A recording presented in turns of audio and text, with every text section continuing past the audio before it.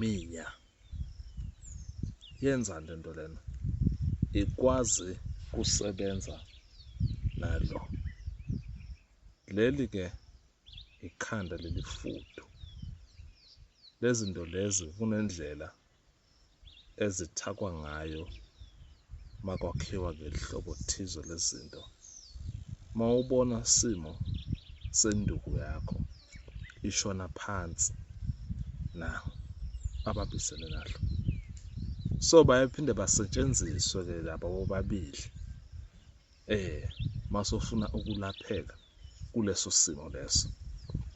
Noma ke nakubantu besimame uthola ukuthi lento le lokugula iyakubhlokha, awukhoni ukuchama kahle.